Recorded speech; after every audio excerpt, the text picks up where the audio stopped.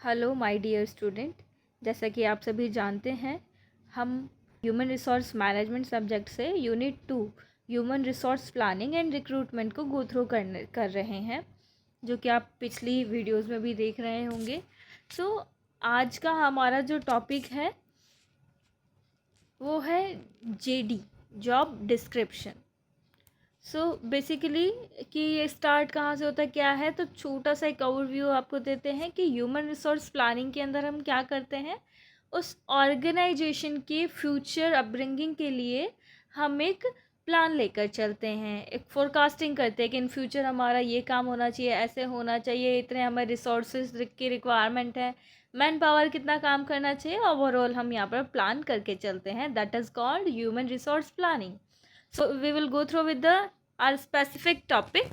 This is our topic, job analysis and job description. So first we want to know what is the meaning of job analysis. Analysis का मतलब क्या होता है? Here is the definition. Job analysis is the systematic process of collecting information about a job, कि जिस एक specific job की requirement है उसके बारे में requirements आई है, उसके बारे में हमें information gather करनी है, इकट्ठा करनी है. It identifies what the job involve, including task, responsibility, skills and work conditions, कि उस जॉब के लिए उस पोस्ट में किन किन चीज़ों की ज़रूरत है, किस स्किल्स की हमें रिक्वायरमेंट है कैंडिडेट की, क्या उसकी रिस्पॉन्सिबिलिटी होंगी, उसका वर्किंग कंडीशन क्या रहेगा, प्रोज कॉन्स क्या रहेंगे, वो सभी चीज़ें इस जॉब एनालिसिस के अंदर होता है. So what's the purpose of job analysis? Let's सी.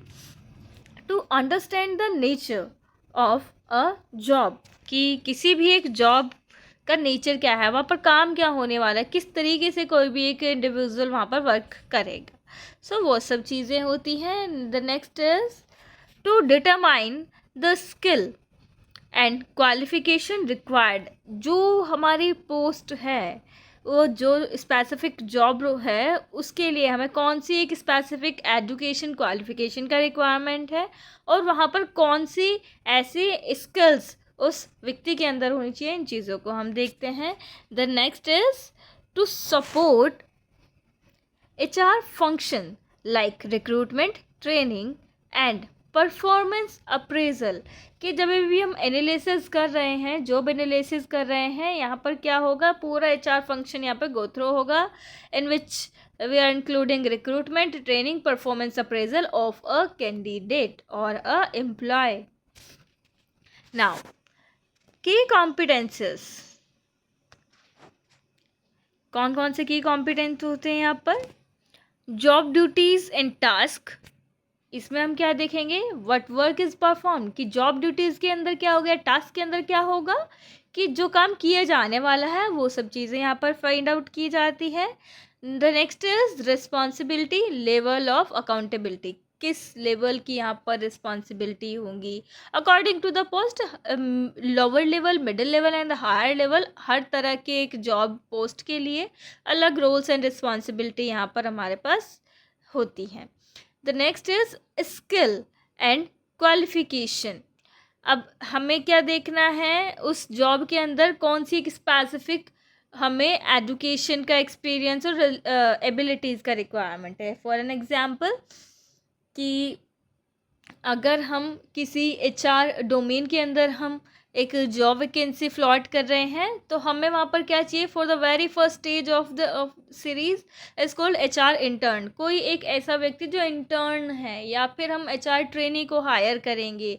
अब HR ट्रेनी को हायर कर रहे हैं तो first education required, it should be MBA qualified person.